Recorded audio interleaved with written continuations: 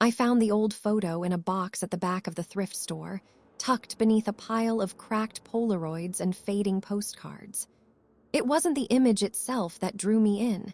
It was the way it seemed to shimmer in the dim light, almost as if it were alive.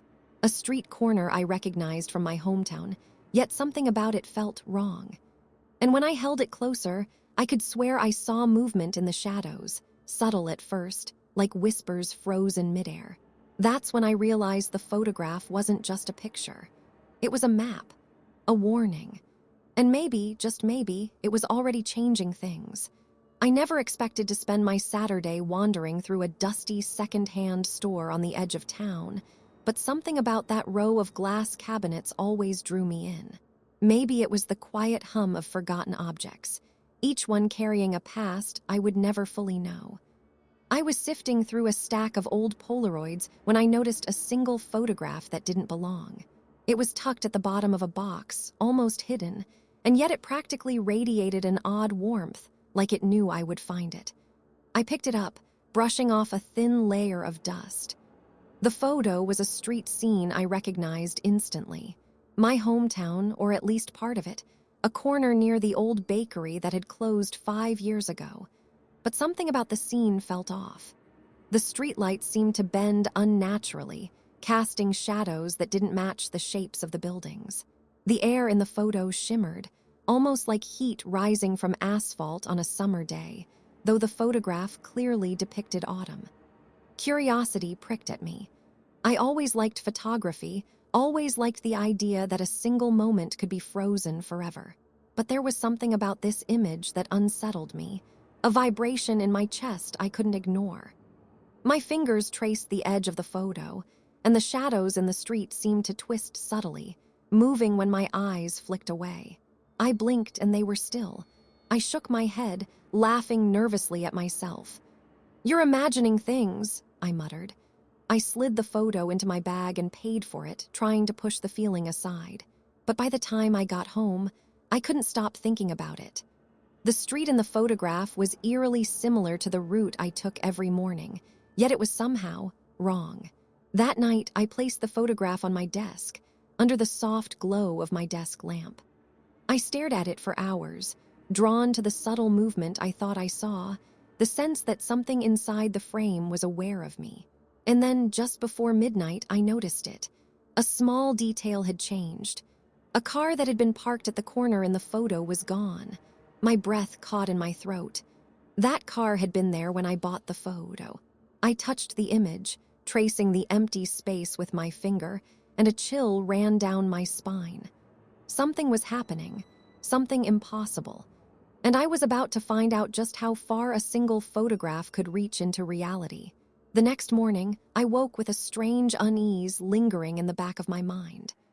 The photograph sat on my desk, harmless and still in the daylight, yet I couldn't shake the memory of that missing car. My logical side argued it was nothing, maybe a trick of my tired eyes, a shadow I misremembered. But deep down, I knew better. I tried to distract myself with work, scrolling through emails and to-do lists, but the photograph called to me like a pulse I could not ignore. By midday, I found myself hovering over it again, studying the street corner in obsessive detail.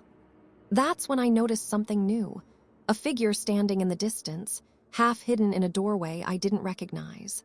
It wasn't there yesterday, or at least I hadn't seen it. The figure was blurred, faceless, yet unmistakably human. My stomach twisted. I hadn't taken a photo of anyone. I had only bought the picture, untouched and old, and yet someone had appeared. Panic clawed at me and I forced myself to step back. I needed fresh air, a reality check.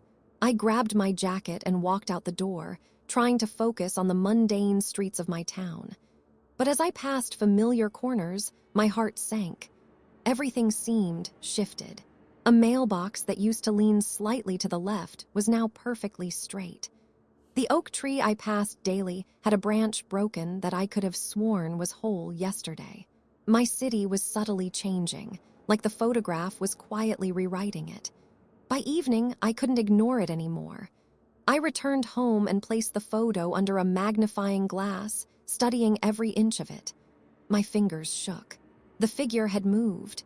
It was no longer in the doorway. It was walking along the street, heading toward the corner where the car had disappeared. I leaned in closer, trying to make sense of the movement. A detail caught my eye, something in the figure's stance, the tilt of its head.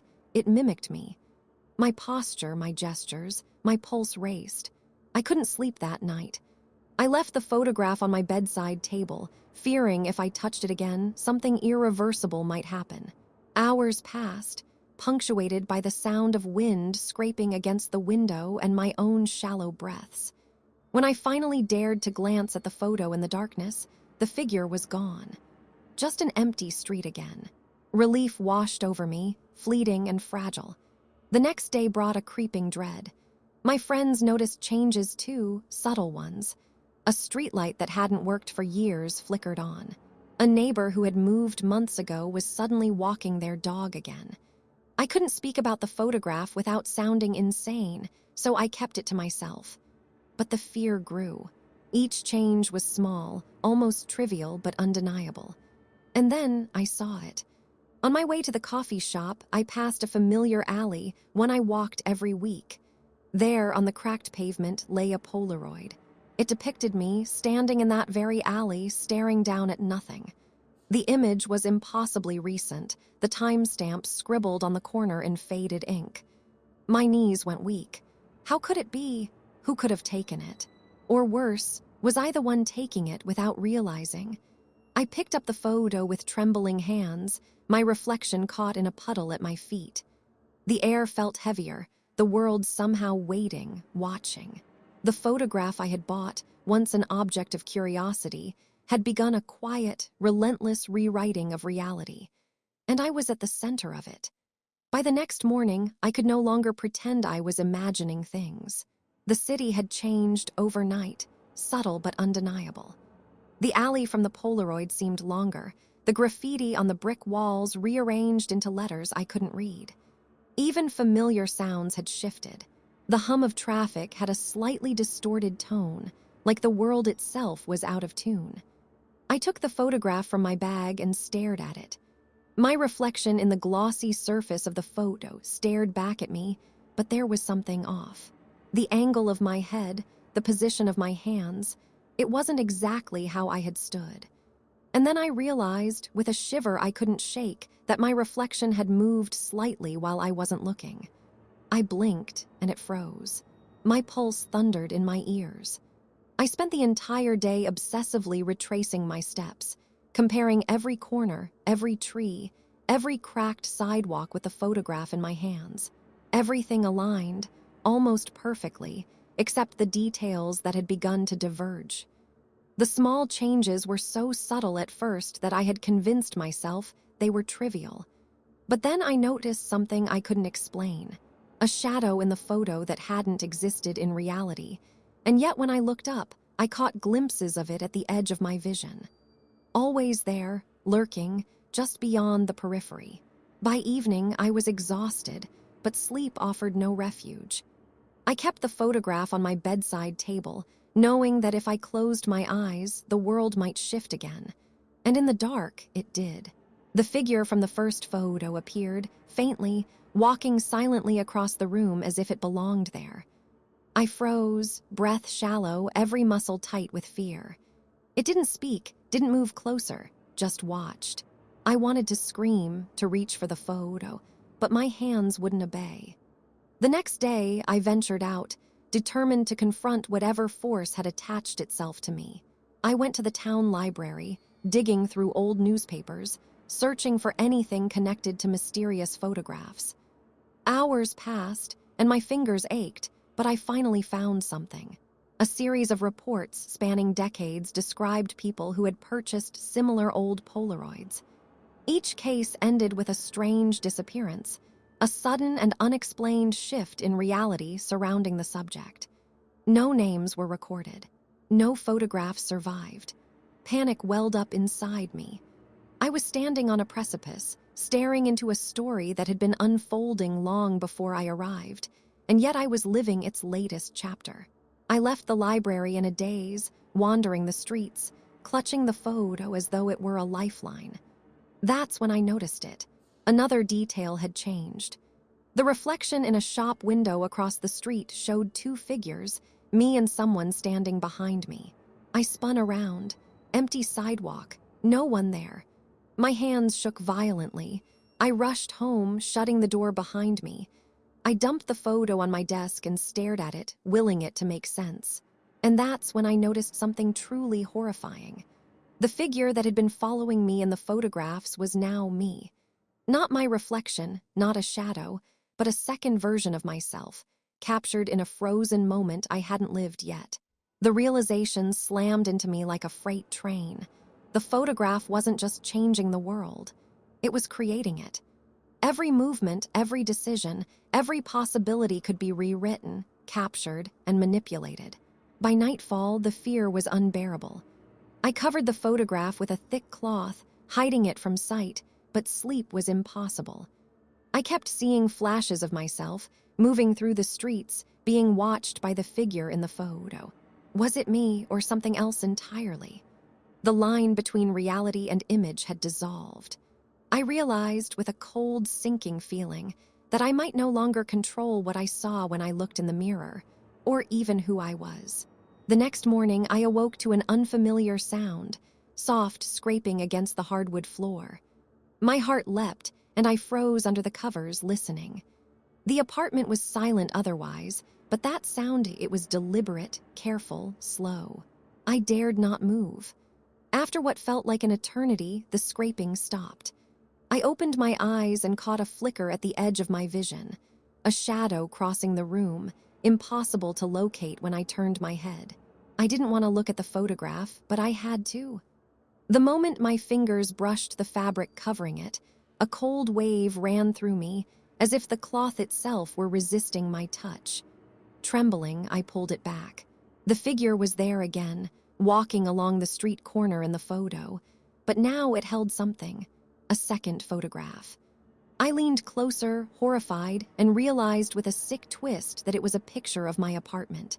My desk, my bed, the window, everything perfectly captured, but from an angle I had never seen. Panic overtook me. I dropped the photograph, and it slid across the floor as if pulled by an unseen hand.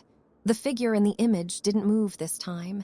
It waited, poised, like it was aware I was watching. I backed away, gasping. I could feel the boundaries between the photograph and reality weakening. My apartment suddenly felt smaller, distorted, shadows longer and darker than they should be. Every familiar object seemed slightly wrong. The walls leaned at impossible angles, the ceiling warped as though breathing. I realized I couldn't stay here. I had to leave to escape the pull of the photographs, the way they bent reality. I grabbed my bag and stepped outside, expecting the familiar streets, the safe rhythms of the city. But everything had changed. The alley I had walked daily now curved unnaturally, stretching into a narrow passage I had never seen. Buildings I recognized as mundane were warped, their windows crooked, doors ajar where they had always been closed. The world itself was rewriting itself, and I was trapped inside its pages. A chill ran down my spine when I noticed movement in the distance. Figures, indistinct but human-shaped, drifting through the streets. They mirrored me, my posture, my gestures, even my hurried steps. I stumbled backward, nearly falling, and caught a reflection in a shop window. Dozens of versions of myself, all frozen mid-motion, all staring at me. The world had multiplied me, fractured me into countless possibilities, each controlled by the photograph I held, each tethered to the creeping presence that haunted me. I ran. I ran blindly, turning corners I didn't recognize, streets that shouldn't exist. The city was no longer the place I had known.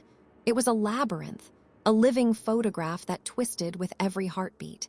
And through it all, I could feel it, the unseen force, the one manipulating every image, every change, every version of myself. I had become a character in a story I didn't understand, and the author was watching. By nightfall, I returned to my apartment, drawn as if by magnetism, unable to resist.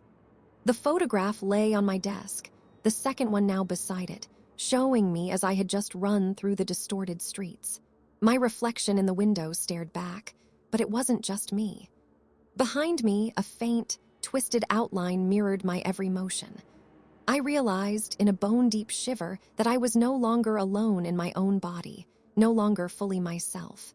And that's when I understood the truth. The photograph wasn't just recording reality, it was creating it. Every choice, every step I had taken since picking it up had been written in the silent language of light and shadow, and now I had become both subject and prisoner. There was no turning back. Every glance, every reflection, every heartbeat was part of the photograph's design. I couldn't sleep again.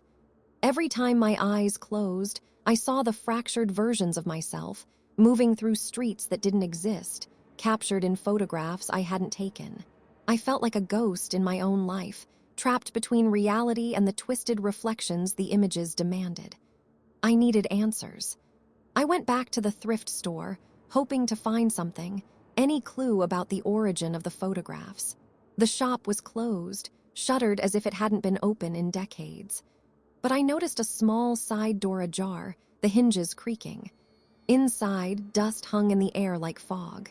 On a table, beneath a single beam of light, lay a stack of photographs, each more distorted than the last. Figures moved unnaturally in them, streets twisted, buildings leaning impossibly. I recognized some of the locations. They were from my town, but warped beyond recognition. I reached for one, and a sharp sensation ran through me, like a current passing through my spine. The image shimmered, and I caught sight of myself in the photograph. But this time, I was looking directly at the camera, eyes wide, a silent scream frozen on my face. I stumbled back, heart pounding. Somehow, the photographs weren't just creating reality, they were aware. They knew I was looking, and they were responding. I spent hours flipping through the stack, each image more unsettling than the last. One showed me sitting at my desk, the photograph in hand, but a shadowy figure hovered behind me. Another captured me walking home, yet multiple versions of myself crowded the streets, all moving in impossible synchrony.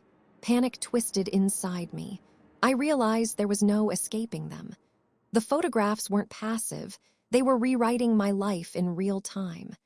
By evening, I returned home, determined to confront the photographs head-on. I laid them all out on my desk, trying to trace patterns, searching for a clue, a way to stop it. But the more I studied them, the more distorted my apartment became. The walls leaned, shadows stretched unnaturally, and the air itself seemed heavier, vibrating with some unseen presence. I tried to focus, to force myself to see the logic in it, but the photographs pulsed under my gaze, shifting and changing with each passing second. Then I noticed a detail I hadn't seen before. A door in the background of one image, previously closed, now slightly open. Behind it, faint light spilled, and I could make out shapes. My own movements, repeated endlessly, captured as if in a loop. My stomach turned. The door didn't exist in my apartment, and yet I could feel it just beyond my perception. The realization hit me like a cold wave. The photographs weren't merely changing reality. They were inviting me into their world, into a place where time, space, and identity were fluid. Every glance, every step, every reflection I had ignored was a step further into their control. I was no longer just a witness. I was the subject, the experiment, the prisoner. By midnight, I made a desperate decision. I grabbed the photographs and carried them into my bathtub, splashing water over them, trying to destroy them. But as the paper darkened, warped, and dissolved, I felt a pulse of resistance, like the images were alive. Shapes writhed beneath the surface of the water, fleeting glimpses of myself and the shadowy figure intertwined. I recoiled, terrified, realizing that destruction was not enough. The photographs had become a part of me, woven into my life, my perceptions, my very existence. I sank to the bathroom floor, drenched and trembling. My reflection in the mirror stared back at me, but it wasn't mine. The eyes were mine, but everything else was wrong, twisted, fractured, multiple versions layered on top of each other. I could feel it watching, aware, waiting. And in that moment, I understood. There was no undoing it, no escape. I was trapped inside the photograph's design, and whatever came next would not be gentle. The following days blurred together. I couldn't trust my own senses anymore. The streets I walked, the rooms I inhabited, even my reflection in the mirror, everything shifted without warning. Each glance at the photograph, each heartbeat, seemed to ripple reality, bending it into shapes I didn't recognize. I was living in a world simultaneously familiar and alien, and I knew the photographs were orchestrating every moment. I tried to leave town, to escape the reach of these cursed images, but the roads twisted impossibly. Every highway led me back to the same streets, the same corners I had walked countless times before. And always in the periphery of my vision, the figure appeared, faint at first, then more distinct, always just behind me, mimicking my movements perfectly. It wasn't human, not really. It was me, but wrong, a distorted echo, a version that had already been captured by the photographs. One night I sat at my desk, staring at the stack of images I could no longer count. They were everywhere now, scattered across every flat surface in my apartment, each one shifting subtly, showing new angles, new possibilities. I realized with growing horror that they weren't just depicting my life, they were anticipating it. Every decision I made, every movement I attempted was already mapped out in the photographs. I was no longer free. I was performing a script written by some unseen force. I tried reasoning, tried ignoring them, tried destroying them. Nothing worked. Each time I crumpled one, new photographs appeared, detailing moments that had yet to happen. I was caught in a cycle of creation and destruction, powerless to break it. Even my friends, when I called or visited them, seemed subtly different. Their words, their gestures, their expressions, the smallest things were wrong, like they had been rewritten, too, according to the photograph's design. Desperation consumed me. I fled to the roof of my building, hoping the open sky, the stars, something, anything, would give me a sense of control. I held the photographs in my hands, shivering, willing them to release me. And then I understood. The figure in the photographs, the twisted reflections, the warped streets, they weren't just images. They were conduits. The photographs were feeding on me, absorbing my choices, my life, my identity. I felt my body begin to tremble uncontrollably. My reflection in the rooftop window rippled like water, multiplying into countless versions of myself, all staring at me, all waiting. One of them lifted a hand, mirroring my own, and I realized with a sinking dread that my consciousness was splitting, leaking into the photographs, becoming another image in the ever-expanding collection. I screamed, but my voice sounded distant, echoing as if in someone else's world. And then I saw it, the ultimate truth. The figure, the photographs, the shifting streets, they weren't just changing reality. They were trying to replace me. Every version, every iteration captured within the frames was meant to become me, until my true self no longer existed. I was not a person anymore.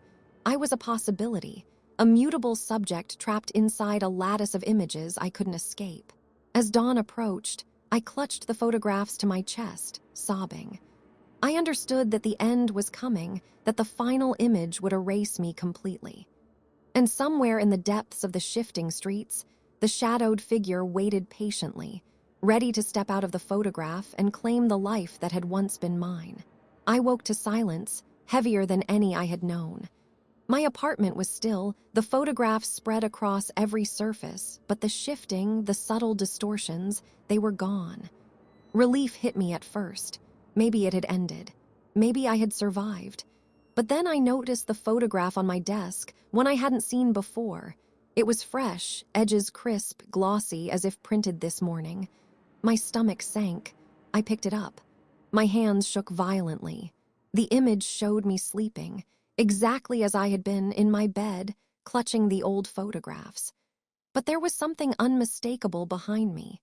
The shadowed figure, the twisted version of myself, staring directly at the camera with hollow eyes. I spun around, Empty room. My heart thundered. The air was thick, almost viscous, pressing down. And then I saw it. In the mirror, a reflection that was mine, but not mine. The eyes were sharper, darker, the smile just a fraction too wide. I realized in a cold rush of terror that it was already here, already in my body, imitating every motion. My true self had become just another image, frozen in the pile of photographs. I tried to scream, to run, but my voice and my legs obeyed someone or something else. Every move I made was mirrored by the shadowed version in the photograph, and every thought, every impulse felt borrowed, alien. I staggered to the window, but the streets below were unrecognizable. Warped, twisted, populated by countless versions of me, all moving silently in loops, each a prisoner of the photograph's design. A horrifying clarity hit me. The photographs hadn't been changing reality, they had been preparing it, preparing me. The moment of replacement had come. My consciousness, my identity, my life, was being rewritten, stored, and replicated until the shadowed version stepped fully into my existence. I was already halfway gone, a ghost lingering in my own body, watching as the final image, the one that would erase me completely, unfolded. I stumbled backward, eyes locked on the photograph. The figure in it moved toward me, impossibly real. And as it reached out, I felt a pull, a dragging sensation from my chest, my mind, my soul. I screamed internally, but no sound came. My body obeyed the figure. My reflection smiled with its hollow grin. My world narrowed to the cold edges of the photograph. And then everything stopped. The photograph went blank. The shadowed version settled into my place perfectly, breathing my air, thinking my thoughts. I was gone. My consciousness trapped forever inside one of the thousands of images the photographs had created. The city outside was silent again, unchanged to anyone else. But somewhere in a quiet thrift store, a new photograph waited in a dusty box, shimmering faintly, ready for the next person foolish enough to pick it up.